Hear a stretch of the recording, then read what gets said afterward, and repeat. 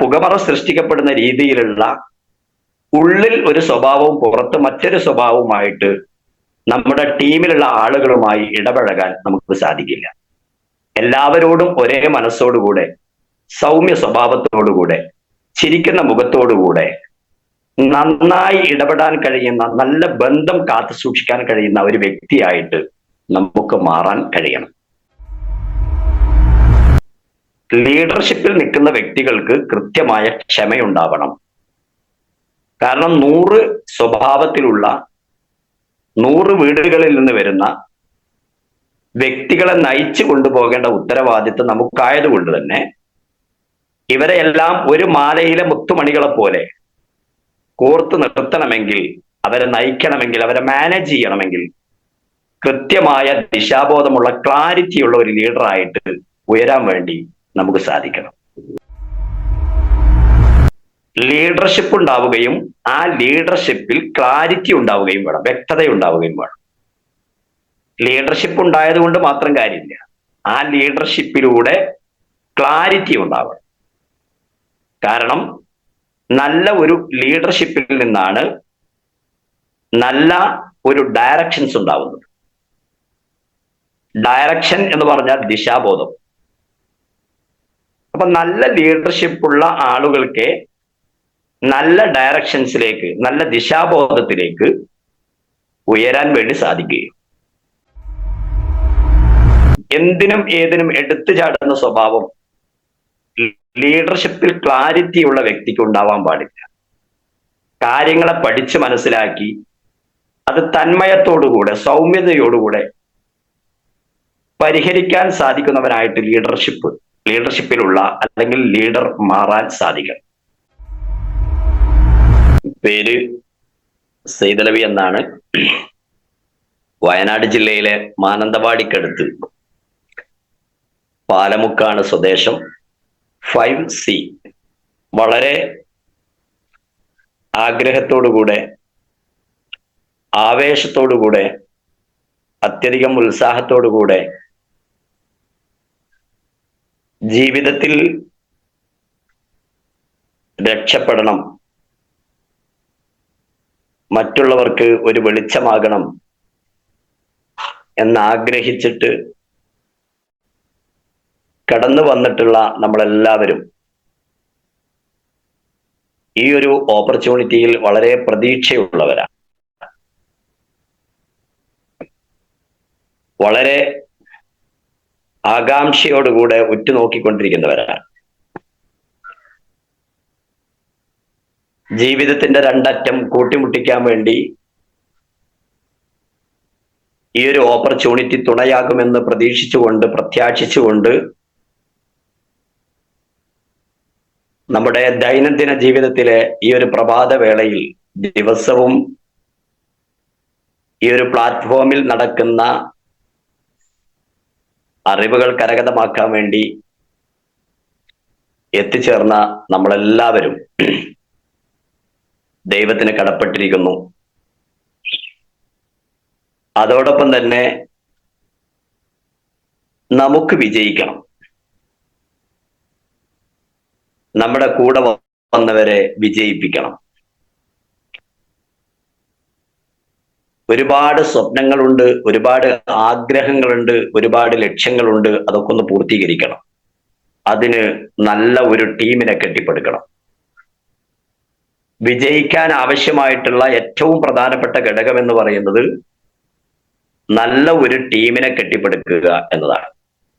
കൂട്ടായ്മയോടുകൂടെ, ഒരുമയോടുകൂടെ, ഒത്തുചേർന്ന് നിന്നുകൊണ്ട് ക്രിയാത്മകമായി സിസ്റ്റം മനസ്സിലാക്കി പ്രവർത്തിക്കേണ്ട ഒരു ബിസിനസ് രീതിയാണ് ഡയറക്ട് സെല്ലിംഗ് എന്ന് പറയുന്നത്. നല്ലൊരു ടീം ഉണ്ടാവുക എന്നത് വളരെ പ്രസക്തമായ ഭാഗമാണ്. നമ്മുടെ വളർച്ചക്ക്, നമ്മുടെ വിജയത്തിന്, നമ്മുടെ ലക്ഷ്യസ്ഥാനത്തേക്കുള്ള കുതിപ്പിന് വളരെ കൃത്യമായിട്ടുള്ള ഒരു ടീം സെറ്റപ്പ്, ഒരു ടീം ഡെവലപ്മെന്റ് അല്ലെങ്കിൽ ഒരു ടീമിന്റെ സപ്പോർട്ട് വളരെ ഇമ്പോർട്ടൻ്റ് ആണ്. അതുകൊണ്ട് തന്നെ ടീമിനെ കെട്ടിപ്പടുക്കാൻ നമുക്ക് ആവശ്യമായിട്ടുള്ള ഒരു 5 Cകളെ കുറിച്ചാണ് ഇന്ന് ഞാൻ സംസാരിക്കുന്നത്. അതിൽ ഏറ്റവും പ്രധാനപ്പെട്ട നമ്പർ 1 C എന്ന് പറയുന്നത് ക്ലാരിറ്റി എന്നാണ്. ക്ലാരിറ്റി എന്ന് പറഞ്ഞാൽ വ്യക്തത എന്നാണ്. വ്യക്തത. ചെയ്യുന്ന എല്ലാ പ്രവർത്തനങ്ങളിലും, വാക്കുകളിലും, നോട്ടത്തിലും, നമ്മുടെ പ്രവർത്തനത്തിലുമൊക്കെ ക്ലാരിറ്റി ഉണ്ടാവണം, വ്യക്തത ഉണ്ടാവണം. എന്തിനു വേണ്ടി ഞാൻ ഈ ഒരു ഓപ്പർച്യൂണിറ്റി തെരഞ്ഞെടുത്തു? എന്റെ ലക്ഷ്യം എന്താണ്? ഞാൻ എങ്ങോട്ടാണ് കുതിച്ചുകൊണ്ടിരിക്കുന്നത്? എനിക്ക് ഭാവിയിൽ എന്തെല്ലാം സാധ്യതകളുണ്ട്? ഞാൻ വിജയിക്കാൻ വന്നതിന്റെ പിന്നിൽ, അല്ലെങ്കിൽ ഞാൻ രക്ഷപ്പെടാൻ വേണ്ടി വന്നതിന്റെ പിന്നിൽ ആ ലക്ഷ്യത്തിൽ ഒരു ക്ലാരിറ്റി വേണം. നമ്മുടെ ലക്ഷ്യത്തിലും അതേപോലെ തന്നെ നമ്മുടെ വിശ്വാസത്തിലും ക്ലാരിറ്റി വേണം. നമ്മുടെ പ്രവർത്തനത്തിൽ ക്ലാരിറ്റി വേണം. നമ്മുടെ ലീഡർഷിപ്പിൽ ക്ലാരിറ്റി വേണം. കാരണം ലക്ഷ്യമുണ്ടെങ്കിലേ നമുക്ക് ലക്ഷ്യസ്ഥാനത്ത് എത്താൻ വേണ്ടി സാധിക്കുകയുള്ളൂ. വിശ്വാസമുണ്ടെങ്കിലേ ആ വിശ്വാസത്തിൽ ഊന്നിയുള്ള ശക്തമായ പ്രവർത്തനം നമുക്ക് നടത്താൻ വേണ്ടി സാധിക്കും. അത്തരത്തിൽ വ്യക്തമായ പ്രവർത്തനമുണ്ടെങ്കിലേ നമുക്ക് പ്രവർത്തന മണ്ഡലങ്ങളിലൂടെ ലക്ഷ്യസ്ഥാനത്തും രക്ഷാസ്ഥാനത്തും എത്താൻ വേണ്ടി സാധിക്കുകയുള്ളൂ. അതിന് ഏറ്റവും പ്രധാനപ്പെട്ട കാര്യം ലീഡർഷിപ്പ് ഉണ്ടാവുക എന്നതാണ്. ലീഡർഷിപ്പ് ഉണ്ടാവുകയും ആ ലീഡർഷിപ്പിൽ ക്ലാരിറ്റി ഉണ്ടാവുകയും വേണം, വ്യക്തത ഉണ്ടാവുകയും വേണം. ലീഡർഷിപ്പ് ഉണ്ടായത് കൊണ്ട് മാത്രം കാര്യമില്ല, ആ ലീഡർഷിപ്പിലൂടെ ക്ലാരിറ്റി ഉണ്ടാവണം. കാരണം നല്ല ഒരു ലീഡർഷിപ്പിൽ നിന്നാണ് നല്ല ഒരു ഡയറക്ഷൻസ് ഉണ്ടാവുന്നത്. ഡയറക്ഷൻ എന്ന് പറഞ്ഞാൽ ദിശാബോധം. അപ്പൊ നല്ല ലീഡർഷിപ്പ് ഉള്ള ആളുകൾക്ക് നല്ല ഡയറക്ഷൻസിലേക്ക്, നല്ല ദിശാബോധത്തിലേക്ക് ഉയരാൻ വേണ്ടി സാധിക്കുകയും, അപ്പൊ കൃത്യമായ ലീഡർഷിപ്പ് ഉണ്ടാവുകയും ആ ലീഡർഷിപ്പിന് ഒരു ദിശാബോധം ഉണ്ടാവുകയും ചെയ്തു കഴിഞ്ഞാൽ ലക്ഷ്യസ്ഥാനത്തേക്ക് എത്താൻ വളരെ സിമ്പിളാണ്, എളുപ്പമാണ് എന്നർത്ഥം. ഇപ്പൊ എന്റെ മുന്നിൽ എന്നെ ശ്രവിച്ചുകൊണ്ടിരിക്കുന്ന ഒരുപാട് ആളുകൾ ലീഡർഷിപ്പിലുള്ള ആളുകളായിരിക്കും. എന്നാൽ ലീഡർഷിപ്പ് ഉണ്ട്, പക്ഷെ ആ ലീഡർഷിപ്പിന് ഒരു ക്ലാരിറ്റി വരുത്തണം, വ്യക്തത വരുത്തണം. ആ വ്യക്തത വരുത്തുമ്പോഴാണ് ലീഡർഷിപ്പ് യഥാർത്ഥത്തിലുള്ള ഡയറക്ഷൻസിലേക്ക്, ദിശാബോധത്തിലേക്ക് സഞ്ചരിക്കുക. അപ്പൊ ഞാനൊരു ലീഡറാണ് എന്നുള്ള ബോധം കൃത്യമായിട്ട് എനിക്കുണ്ടാവണം. അപ്പൊ ലീഡർഷിപ്പിൽ പാലിക്കപ്പെടേണ്ട ഒരുപാട് മാനേഴ്സുകൾ, ഒരുപാട് ഘടകങ്ങളുണ്ട്. അതിൽ ഏറ്റവും പ്രധാനപ്പെട്ട ഘടകമാണ് ഒന്ന് ക്ഷമ എന്ന് പറയുന്നത്. ലീഡർഷിപ്പിൽ നിൽക്കുന്ന വ്യക്തികൾക്ക് കൃത്യമായ ക്ഷമയുണ്ടാവണം. കാരണം 100 സ്വഭാവത്തിലുള്ള 100 വീടുകളിൽ നിന്ന് വരുന്ന വ്യക്തികളെ നയിച്ചു കൊണ്ടുപോകേണ്ട ഉത്തരവാദിത്വം നമുക്കായതുകൊണ്ട് തന്നെ ഇവരെ എല്ലാം ഒരു മാലയിലെ മുത്തുമണികളെ പോലെ കോർത്ത് നിർത്തണമെങ്കിൽ, അവരെ നയിക്കണമെങ്കിൽ, അവരെ മാനേജ് ചെയ്യണമെങ്കിൽ കൃത്യമായ ദിശാബോധമുള്ള ക്ലാരിറ്റിയുള്ള ഒരു ലീഡറായിട്ട് ഉയരാൻ വേണ്ടി നമുക്ക് സാധിക്കണം. നല്ല ലീഡർഷിപ്പ് ഉണ്ടാകുന്ന സമയത്ത് നല്ല ദിശാബോധം ഉണ്ടാകും. നല്ല ദിശാബോധം ഉണ്ടെങ്കിൽ ലക്ഷ്യസ്ഥാനത്തെത്താൻ വളരെ സിമ്പിൾ ആയിരിക്കും, എളുപ്പമായിരിക്കും. അപ്പൊ നല്ല ഒരു ലീഡർക്ക് ആദ്യം ഉണ്ടാവേണ്ടത് ക്ഷമയാണ്. രണ്ടാമതുണ്ടാവേണ്ടത് സൗമ്യതയാണ്, സൗമ്യ സ്വഭാവം. എന്തിനും ഏതിനും എടുത്തു ചാടുന്ന സ്വഭാവം ലീഡർഷിപ്പിൽ ക്ലാരിറ്റി ഉള്ള വ്യക്തിക്ക് ഉണ്ടാവാൻ പാടില്ല. കാര്യങ്ങളെ പഠിച്ച് മനസ്സിലാക്കി അത് തന്മയത്തോടുകൂടെ, സൗമ്യതയോടുകൂടെ പരിഹരിക്കാൻ സാധിക്കുന്നവനായിട്ട് ലീഡർഷിപ്പിലുള്ള അല്ലെങ്കിൽ ലീഡർ മാറാൻ സാധിക്കണം. അത്തരത്തിൽ സൗമ്യ സ്വഭാവവും ക്ഷമയും കൈമുതലാക്കുന്നവനായി നല്ല ലീഡർഷിപ്പുള്ള വ്യക്തിയായിട്ട് മാറുമ്പോഴാണ് നമുക്ക് നല്ല ഒരു സമൂഹത്തെ അല്ലെങ്കിൽ നല്ല ഒരു ടീമിനെ കെട്ടിപ്പടുക്കാനും അവരെ നയിച്ചു കൊണ്ടുപോകാനും സാധിക്കുക എന്നതാണ് ഏറ്റവും പ്രധാനപ്പെട്ട കാര്യം. അതുപോലെ തന്നെ നല്ല ഡ്രസ് കോഡുള്ള വ്യക്തിയായിരിക്കണം. ക്ഷമ വേണം, സൗമ്യ സ്വഭാവം വേണം, നല്ല ഡ്രസ് കോഡുള്ള വ്യക്തിയായിട്ട് ലീഡർ മാറണം. കാരണം മറ്റുള്ളവർക്ക് മാതൃകയാവേണ്ടവനാണ് ലീഡർ എന്ന് പറയുന്നത്. വ്യത്യസ്തമായ കാറ്റഗറിയിലുള്ള ആളുകളെയാണ് ഈ ബിസിനസ്സുമായി നമ്മൾ സമീപിക്കുന്നത്. താഴെ തട്ടിലുള്ള ആളുകൾ മുതൽ മേലെ തട്ടിലുള്ള ആളുകൾ വരെ എന്ന് പറഞ്ഞാൽ നമ്മൾ സാധാരണ പറയാറുണ്ട്, കൂലിപ്പണിക്കാരൻ മുതൽ ഏത് പ്രൊഫഷണൽ മേഖലയിൽ നിൽക്കുന്ന പൊസിഷനിൽ നിൽക്കുന്ന വ്യക്തികളാണെങ്കിലും അവരെയൊക്കെ സമീപിച്ച് അവരോടൊക്കെ ഈ ഒരു ഓപ്പർച്യൂണിറ്റി, ഈ ഒരു അവസരം ഷെയർ ചെയ്യപ്പെടേണ്ടവരാണ് നമ്മളെല്ലാവരും. അതുകൊണ്ട് തന്നെ ലീഡർഷിപ്പിൽ കൃത്യമായ ക്ലാരിറ്റി ഉണ്ടാവണം, വ്യക്തതയുണ്ടാവണം, നല്ല ഡ്രസ് കോഡ് വളരെ അനിവാര്യമാണ്. ഇങ്ങനെ എണ്ണിയാൽ ഒടുങ്ങാത്ത സവിശേഷതകളുള്ളവരായി ലീഡർമാര് മാറുമ്പോഴാണ് നമുക്ക് കൃത്യമായ ദിശാബോധം ഉണ്ടാവുക. അപ്പോഴാണ് നല്ല ഒരു ടീമിനെ നയിക്കാനും അതിലൂടെ വിജയം കരഗതമാക്കാനും നമുക്ക് സാധിക്കുക. സാധാരണ നമ്മൾ കണ്ടുപോരുന്ന ബിസിനസ് പോലെയല്ല ഈ ഒരു അവസരം എന്ന് നമ്മൾ കൃത്യമായിട്ട് ബോധ്യപ്പെടുക. അപ്പൊ ലീഡർഷിപ്പിൽ കൃത്യമായ ക്ലാരിറ്റി ഉണ്ടാവുക. ഇനി രണ്ടാമത്തെ കാര്യം, ആ ലീഡർഷിപ്പ് പോലെ തന്നെയാണ് റിലേഷൻഷിപ്പ്, ബന്ധങ്ങളിൽ ക്ലാരിറ്റി ഉണ്ടാവണം. അവിടെ പുകമറ സൃഷ്ടിക്കപ്പെടുന്ന രീതിയിലുള്ള ഉള്ളിൽ ഒരു സ്വഭാവവും പുറത്ത് മറ്റൊരു സ്വഭാവവുമായിട്ട് നമ്മുടെ ടീമിലുള്ള ആളുകളുമായി ഇടപഴകാൻ നമുക്ക് സാധിക്കില്ല. എല്ലാവരോടും ഒരേ മനസ്സോടുകൂടെ, സൗമ്യ സ്വഭാവത്തോടുകൂടെ, ചിരിക്കുന്ന മുഖത്തോടുകൂടെ നന്നായി ഇടപെടാൻ കഴിയുന്ന, നല്ല ബന്ധം കാത്തു സൂക്ഷിക്കാൻ കഴിയുന്ന ഒരു വ്യക്തിയായിട്ട് നമുക്ക് മാറാൻ കഴിയണം. അതാണ് ഞാൻ പറഞ്ഞത്. ശരിക്ക് റിലേഷൻഷിപ്പിൽ നമുക്ക് എന്ത് വേണം? ക്ലാരിറ്റി വേണം. ദ ഫസ്റ്റ് സി, ക്ലാരിറ്റി വേണം, വ്യക്തത വേണം. അപ്പൊ ഞാൻ പലരുമായി ബന്ധപ്പെടേണ്ട, പലരുമായി ഇടപഴകേണ്ട വ്യക്തിയാണ് എന്നുള്ള ബോധ്യം നമുക്കുണ്ടാകുമ്പോൾ നമ്മൾ റിലേഷൻഷിപ്പിന്റെ പ്രാധാന്യം, ബന്ധത്തിന്റെ പ്രാധാന്യം കാത്തു സൂക്ഷിക്കുന്നവരായിട്ട് മാറണം.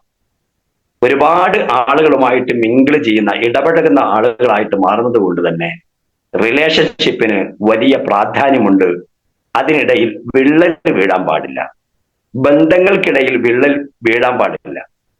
നമ്മളെ ഒരു കുടുംബക്കാരനെ പോലെ, അല്ലെങ്കിൽ ഒരു ഫാദറെ പോലെ, അല്ലെങ്കിൽ ഒരു മദറെ പോലെ, അല്ലെങ്കിൽ ഒരു കൂട്ടുകുടുംബത്തിലെ അംഗത്തെ പോലെ, അല്ലെങ്കിൽ ഒരു ഗുരുനാഥനെ പോലെ, അല്ലെ?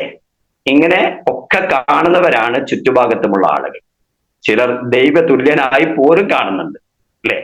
ശരിക്കും ദൈവത്തോട് നമ്മൾ ആരെയും പങ്കു ചേർക്കണ്ട. അല്ലാത്ത രീതിയിൽ അതുപോലും അത്ര പോലും വളർന്നു വരുന്ന സമയത്ത് ഒരു ലീഡർ മറ്റൊരു ലീഡറെ, അല്ലെങ്കിൽ ഒരു അസോസിയേറ്റ് മറ്റൊരു ലീഡറെ കാണുന്നു എന്നുള്ളത് വ്യക്തമായ കാര്യമാണ്. അതുകൊണ്ട് തന്നെ നമുക്ക് നല്ല ക്ലാരിറ്റി ഉണ്ടാവണം. റിലേഷൻഷിപ്പിൽ, ബന്ധങ്ങളിൽ നല്ല ക്ലാരിറ്റി, വ്യക്തത ഉണ്ടാവണം. അപ്പോൾ അവിടെയൊക്കെ വിള്ളൽ വീഴാതെ ഒരു ടീമിനെ നയിച്ചു കൊണ്ടുപോകാൻ, ഒരു സൊസൈറ്റിയെ നയിച്ചു കൊണ്ടുപോകാനുള്ള കപ്പാസിറ്റി, അല്ലെങ്കിൽ കേപ്പബിലിറ്റി, അല്ലെങ്കിൽ എബിലിറ്റി ഉണ്ടായി മാറേണ്ടത് വളരെ അനിവാര്യമാണ്. അതേപോലെ തന്നെ റിലേഷൻഷിപ്പിൽ നിന്നാണ് കോൺഫിഡൻസ് ഉണ്ടാവുക. നേരത്തെ ഞാൻ പറഞ്ഞു, ലീഡർഷിപ്പിൽ നിന്നാണ് എന്തുണ്ടാവുന്നത്? ഡയറക്ഷൻസ് ഉണ്ടാവും, ദിശാബോധം ഉണ്ടാവുന്നു. എന്നാൽ റിലേഷൻഷിപ്പിൽ നിന്നാണ് എന്തുണ്ടാവുക? കോൺഫിഡൻസ്. നല്ല ബന്ധങ്ങൾ കാത്തു സൂക്ഷിക്കുന്ന സമയത്ത്, അതിൽ വിള്ളൽ വീഴാതെ നോക്കുന്ന സമയത്ത് വലിയ കോൺഫിഡൻസ് ആയിരിക്കും, വിശ്വാസമായിരിക്കും, ട്രസ്റ്റ് ആയിരിക്കും അവർക്ക് നമ്മളോടുണ്ടാവുക. ആ രീതിയിൽ ഉള്ള ഒരു റിലേഷൻഷിപ്പ് ഉണ്ടാക്കിയെടുക്കാൻ, ആ റിലേഷൻഷിപ്പിൽ ഒരു ക്ലാരിറ്റി ഉണ്ടാക്കിയെടുക്കാൻ നമുക്ക് സാധിച്ചാൽ നമുക്ക് വലിയ വിജയത്തിലേക്ക് എത്താൻ വേണ്ടി സാധിക്കുമെന്നതിൽ യാതൊരു തർക്കവുമില്ല. അതേപോലെ തന്നെ മൂന്നാമത്തെ കാര്യമാണ് ക്രിയേറ്റിവിറ്റി. ക്രിയേറ്റിവിറ്റിയിലും ക്ലാരിറ്റി ഉണ്ടാവണം. എന്താ ക്രിയേറ്റിവിറ്റി എന്ന് പറഞ്ഞാൽ? മറ്റുള്ളവരുടെ കഴിവുകളെ കണ്ടെത്തി, അവരുടെ കേപ്പബിലിറ്റിയെ, അവരുടെ എബിലിറ്റിയെ, അവരുടെ സ്കില്ലിനെ, കഴിവിനെ കണ്ടെത്തി അത് പരിപോഷിപ്പിക്കാനുള്ള കഴിവ്, അത് പരിപോഷിപ്പിക്കാനുള്ള തൻ്റെ ഇടം നമുക്കുണ്ടാവുക എന്നതാണ് ഏറ്റവും പ്രധാനപ്പെട്ട കാര്യം. അപ്പൊ അതില് ക്രിയേറ്റിവിറ്റി ആയിരിക്കണം നമ്മൾ. കാരണം നമ്മൾ ക്രിയേറ്റീവ് മെന്റാലിറ്റി ഉള്ളവരായി മാറുന്ന സമയത്ത് നമ്മുടെ ടീമിന്റെ എബിലിറ്റി എന്താണെന്ന്, അല്ലെങ്കിൽ ക്യാപ്പബിലിറ്റി എന്താണെന്ന്, അല്ലെങ്കിൽ അവരുടെ സ്കിൽ എന്താണെന്ന് കണ്ടെത്താൻ നമുക്ക് സാധിക്കും. അല്ലെ? നമ്മുടെ ടീമിൽ പലതരത്തിലുള്ള ആളുകൾ ഉണ്ടാവും. നമ്മുടെ ടീമിൽ കോർഡിനേഷൻ പവറുള്ള ആളുകൾ ഉണ്ടാവും. നമ്മുടെ ടീമിൽ കോർഡിനേഷൻ പവറുള്ള ആളുകളെ പോലെ തന്നെ ഓർഗനൈസേഷൻ പവറുള്ള ആളുകൾ ഉണ്ടാവും. അതേപോലെ തന്നെ പ്രസന്റേഷൻ സ്കില്ലുള്ള ആളുകൾ ഉണ്ടാവും. അതേപോലെ തന്നെ നല്ല ലീഡർഷിപ്പ് ഉള്ള ആളുകൾ ഉണ്ടാവും. നല്ല മാനേജിങ് കപ്പാസിറ്റി ഉള്ള ആളുകൾ ഉണ്ടാവും. ഇങ്ങനെ വ്യത്യസ്ത തരത്തിലുള്ള സ്കില്ലുകളുള്ള ആളുകളുടെ ആ സ്കില്ലിനെ, ആ കഴിവിനെ പരിപോഷിപ്പിക്കുന്നതിനെയാണ് എന്ത് പറയുക, ക്രിയേറ്റിവിറ്റി എന്ന് പറയുക. അപ്പൊ നമ്മൾ ആരായിരിക്കണം? ക്രിയേറ്റിവിറ്റി ഉള്ളവരായിരിക്കണം. ആ ക്രിയേറ്റിവിറ്റിയിൽ എന്തുള്ള ക്ലാരിറ്റി ഉള്ളവര്, വ്യക്തതയുള്ളവരായിരിക്കണം. അങ്ങനെ ഒരു ടീമിനെ മൊത്തത്തിൽ നയിക്കാനുള്ള അറിവുകൾ സമ്പാദിക്കുമ്പോഴാണ്, ഇത്തരത്തിലുള്ള കാര്യങ്ങൾ മനസ്സിലാക്കിയെടുക്കുമ്പോഴാണ് ഒരു നല്ല ടീമിനെ, ഒരു നല്ല സൊസൈറ്റിയെ വാർത്തെടുക്കാൻ വേണ്ടി നമുക്ക് സാധിക്കുന്നത്. അപ്പൊ ഒന്നാമത്തെ സി നമുക്ക് വ്യക്തമായിട്ടുണ്ടാവും. അതായത് the first C for clarity, വ്യക്തത. എല്ലാ കാര്യങ്ങളിലും പറഞ്ഞല്ലോ, ഇപ്പൊ ഞാൻ പറഞ്ഞു വന്ന നിഖില മേഖലകളിലും, അത് ലീഡർഷിപ്പ് ആണെങ്കിലും റിലേഷൻഷിപ്പ് ആണെങ്കിലും ക്രിയേറ്റിവിറ്റി ആണെങ്കിലും ഇനി മറ്റ് ഏത് മേഖലകളാണെങ്കിലും അവിടെയൊക്കെ നമ്മൾ ചെയ്യുന്ന കാര്യത്തിൽ ക്ലാരിറ്റി, വ്യക്തതയുണ്ടാവുമ്പോഴാണ് ഒരു നല്ല ക്വാളിറ്റിയിലേക്കും അതുപോലെ തന്നെ ക്വാണ്ടിറ്റിയിലേക്കും അതിലൂടെ ഡെവലപ്മെന്റിലേക്കും നമ്മൾ കിടക്കുക. അപ്പൊ ആ രീതിയിൽ വളർച്ചയ്ക്ക് ആഗ്രഹിക്കുന്ന നമ്മൾ ഓരോരുത്തരും ആ തരത്തിലുള്ള ഒരു സ്കിൽ ഉണ്ടാക്കിയെടുക്കാൻ നമുക്ക് എല്ലാവർക്കും സാധിക്കണം. ദ സെക്കൻഡ് സി, രണ്ടാമത്തെ സി എന്ന് പറയുന്നത് കൺസിസ്റ്റൻസിയാണ്. ഈ മേഖലയിൽ പ്രവർത്തിക്കുന്ന ഓരോ ആളുകൾക്കും ഉണ്ടാകേണ്ട വളരെ ഇമ്പോർട്ടന്റ് ആയിട്ടുള്ള ഒരു ഘടകമാണ് കൺസിസ്റ്റൻസി അഥവാ സ്ഥിരത.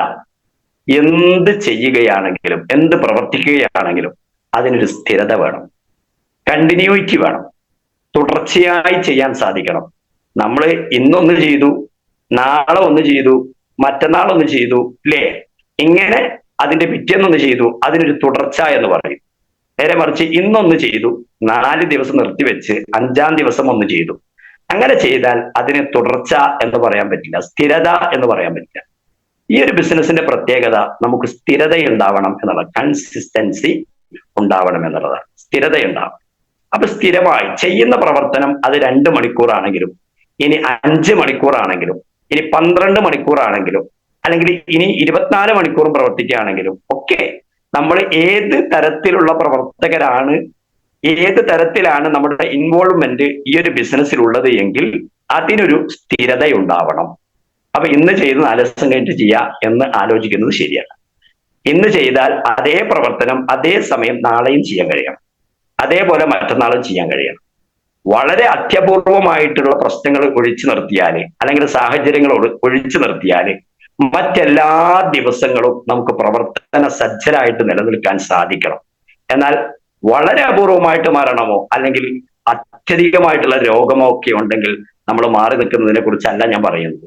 അതല്ലാത്ത രീതിയിൽ ഒഴിവ് കഴിവുകൾ പറഞ്ഞുകൊണ്ട്, കാരണങ്ങൾ കണ്ടെത്തിക്കൊണ്ട് മാറി നിൽക്കുന്ന അല്ലെങ്കിൽ പ്രവർത്തിക്കാതിരിക്കുന്ന ഒരു സ്വഭാവശീലം നമ്മളിൽ നിന്ന് നമ്മൾ മാറ്റിയെടുക്കുമ്പോൾ നല്ല ഒരു കൺസിസ്റ്റൻസി, ഒരു സ്ഥിരത നമുക്ക് ഉണ്ടാക്കിയെടുക്കാൻ വേണ്ടി സാധിക്കും.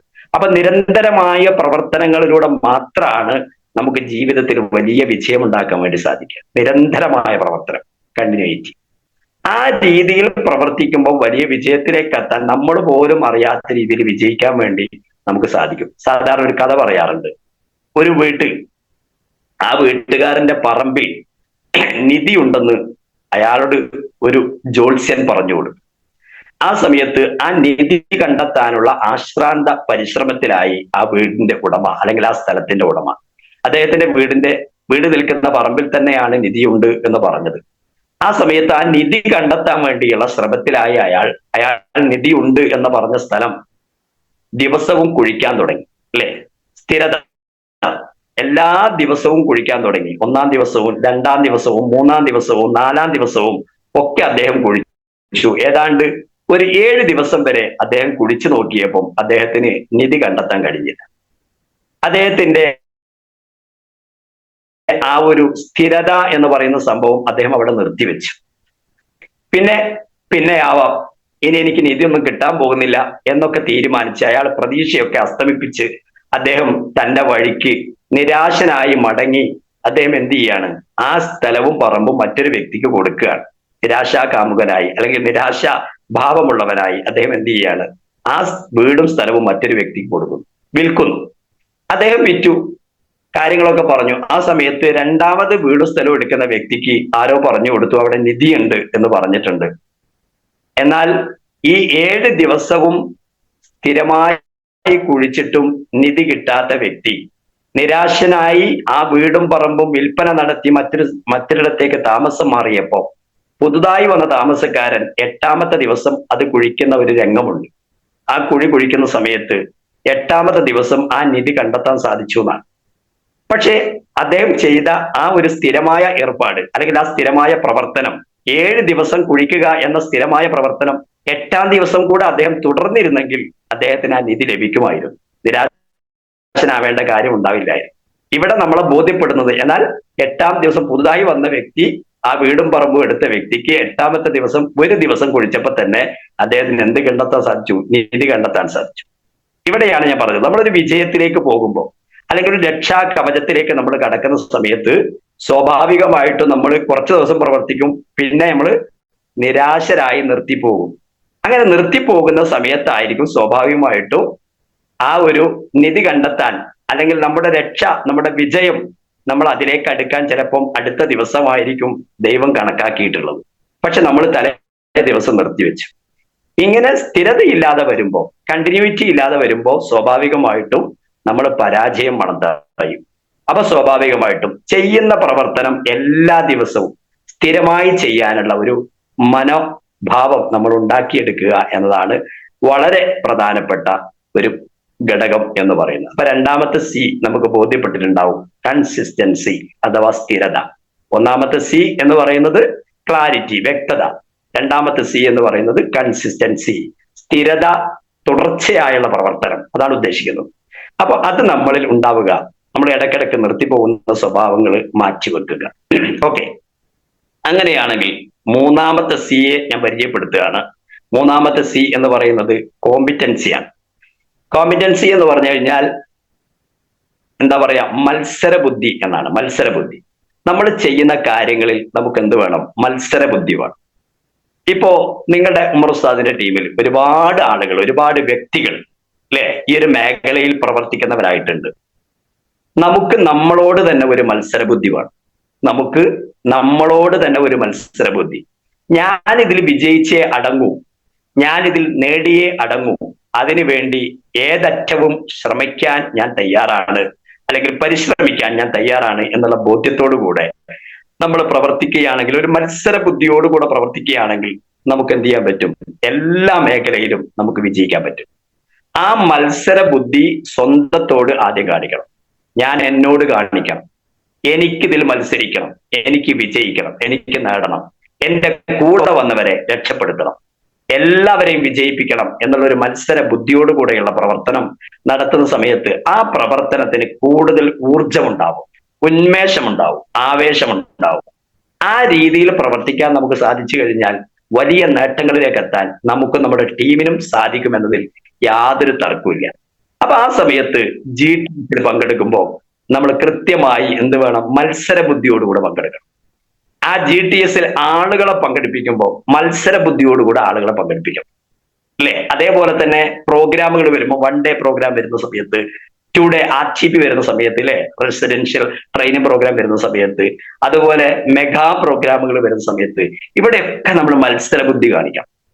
ഞാൻ എന്നോട് മത്സരബുദ്ധി കാണിക്കുക, അതോടൊപ്പം തന്നെ എന്റെ ടീമിലുള്ളവരെ അവിടെ എത്തിക്കാനുള്ള മത്സരബുദ്ധി. മറ്റുള്ളവരെ കൊണ്ടുവരുന്നതിനേക്കാൾ ഒന്ന് മുകളിൽ വെച്ച് ഞാൻ പ്രവർത്തിക്കും, ഒന്ന് മുകളിൽ ഞാൻ പ്രവർത്തിക്കും എന്ന് തീരുമാനിച്ച ഒരു മത്സര ബുദ്ധിയോടുകൂടെ ഈ ഒരു ബിസിനസ്സിൽ നമ്മൾ പ്രവർത്തിക്കുകയാണെങ്കിൽ നമ്മുടെ ബിസിനസ്സിന്റെ വളർച്ച വളരെ വേഗതയിലായിരിക്കും, ദ്രുതഗതിയിലായിരിക്കും, ഒരു സംശയമില്ല.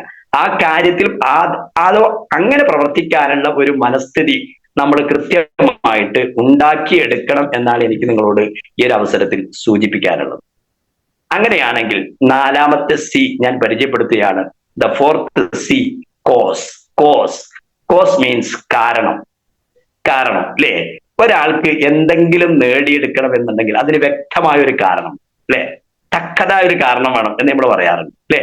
ഒന്നുകിൽ കടമായിരിക്കാം, അല്ലെങ്കിൽ വീടെന്ന സ്വപ്നമായിരിക്കാം, അല്ലെങ്കിൽ വാഹനം എന്ന സ്വപ്നമായിരിക്കാം, അല്ലെങ്കിൽ മക്കളുടെ എഡ്യൂക്കേഷൻ വിദ്യാഭ്യാസമായിരിക്കാം, അല്ലെങ്കിൽ മക്കളുടെ വിവാഹമായിരിക്കാം, അല്ലെങ്കിൽ ചാരിറ്റി ആയിരിക്കാം, അല്ലെ, അല്ലെങ്കിൽ മറ്റുള്ളവരെ സഹായിക്കാനുള്ള മനസ്ഥിതി ആയിരിക്കാം.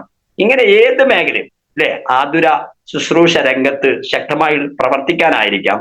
ഇങ്ങനെ എന്തെങ്കിലും ഒരു വ്യക്തമായ കാരണം, കോസ് നമുക്കുണ്ടാവണം.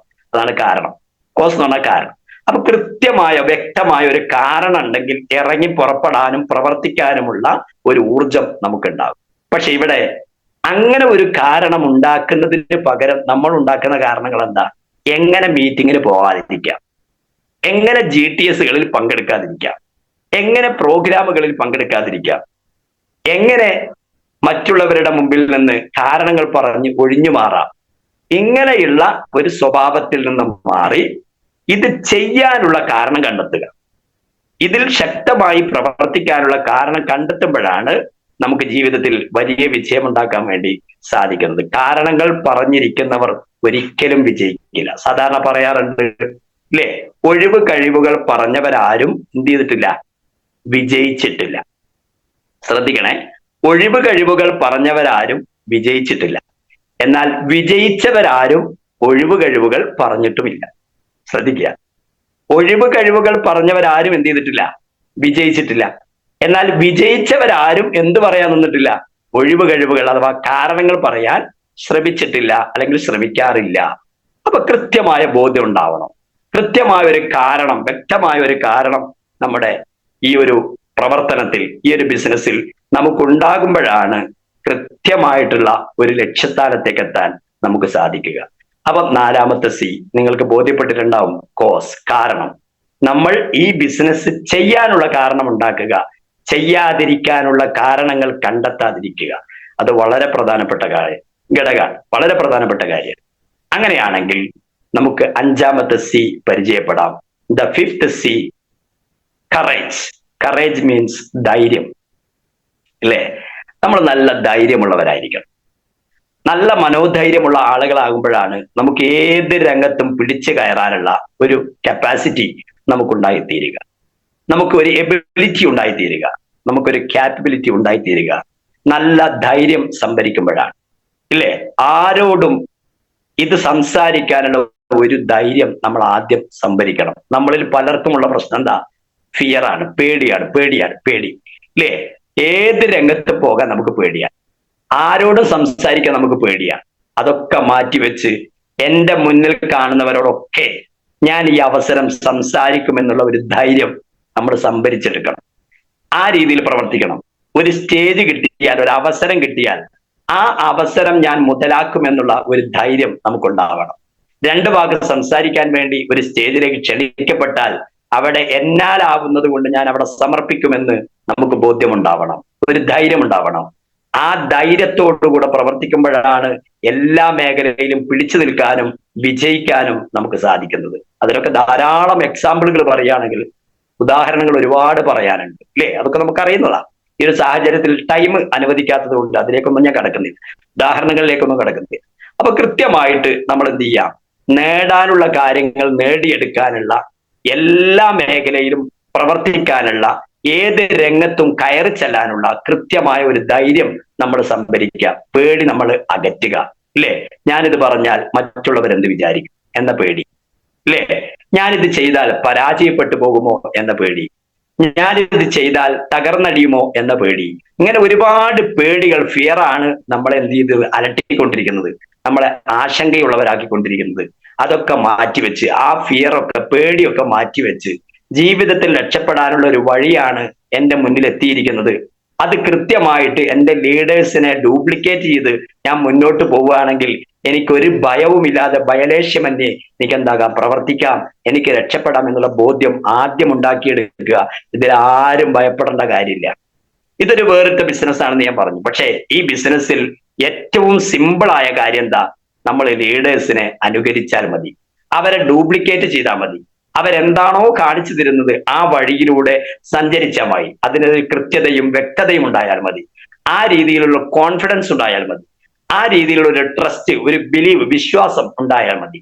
അങ്ങനെയാണെങ്കിൽ നമുക്ക് ധൈര്യസമേതം മുന്നേറാനും നമുക്ക് ജീവിതത്തിൽ ഏത് മേഖലയും എത്തിപ്പിടിക്കാനും എത്ര ഉയരങ്ങളിലേക്കും സഞ്ചരിക്കാനും നമുക്ക് സാധിക്കുമെന്നതിൽ യാതൊരു തർക്കമില്ല. അങ്ങനെയാണെങ്കിൽ ഈ 5C നിങ്ങളുടെ ഓർമ്മയിൽ എന്നും ഉണ്ടാവണം. ഒന്നാമത്തെ C, the first C, clarity, വ്യക്തത എന്ന് പറയുന്നത് നമുക്കുണ്ടാവണം. രണ്ടാമത്തെ C എന്ന് പറയുന്നത് കൺസിസ്റ്റൻസി, സ്ഥിരത. നമ്മൾ ചെയ്യുന്ന പ്രവർത്തനങ്ങളിൽ സ്ഥിരത ഉണ്ടാക്കാൻ വേണ്ടി നമ്മൾ ശ്രമിക്കണം. മൂന്നാമത്തെ C, കോമ്പറ്റേഷൻ, അല്ലെ, കോമ്പറ്റൻസി. എല്ലാ മേഖലയിലും മത്സര ബുദ്ധിയോടുകൂടെ പ്രവർത്തിക്കാനുള്ള ഒരു തന്റേടം നമ്മൾ ഉണ്ടാക്കിയെടുക്കണം. അങ്ങനെയാണെങ്കിൽ നാലാമത്തെ C, കോസ്, കാരണം, പ്രവർത്തിക്കാനുള്ള കാരണം ഉണ്ടാക്കണം. പ്രവർത്തിക്കാതിരിക്കാനുള്ള കാരണങ്ങൾ ഉണ്ടാക്കുകയല്ല, പ്രവർത്തിക്കാൻ, എനിക്ക് വിജയിക്കാനുള്ള കാരണങ്ങൾ കണ്ടെത്തണം. ആ രീതിയിൽ പ്രവർത്തിക്കണം. അങ്ങനെയാണെങ്കിൽ അഞ്ചാമത്തെ C, കറേജ്, ധൈര്യം ഉണ്ടാക്കണം. ആ ധൈര്യം ഉണ്ടാവണമെങ്കിൽ പേടിയെ അകറ്റണം. എല്ലാ തരത്തിലുള്ള പേടിയും മാറ്റിവെച്ച് ഈ രംഗത്ത് നമ്മൾ ഒരാളെയും ചൂഷണം ചെയ്യുന്നില്ല, ഒരാളെയും പറ്റിക്കുന്നില്ല, ഒരാളോടും കളവ് പറയുന്നില്ല, ഒരാളെയും ചൂഷണം ചെയ്യുന്നില്ല. ആ രീതിയിൽ ധൈര്യസമേതം ഇറങ്ങി പ്രവർത്തിക്കാനും പുറപ്പെടാനും അതിലൂടെ വിജയം നേടാനും നമുക്ക് സാധിക്കണം. അങ്ങനെ വലിയ വിജയം നേടുന്നവരായിട്ട് നമ്മൾ ഓരോരുത്തരും മാറണം. അതിനുവേണ്ടി നിങ്ങൾ എല്ലാവരും ശ്രമിക്കണം എന്ന് മാത്രം ഈ വൈകിയ വേളയിൽ ഉണർത്തിക്കൊണ്ട് എല്ലാവർക്കും വിജയാഭിവാദ്യങ്ങൾ നേർന്നുകൊണ്ട് വാക്കുകൾ അവസാനിപ്പിക്കുന്നു. Okay, all the best. Thank you. ജയ് മൈ.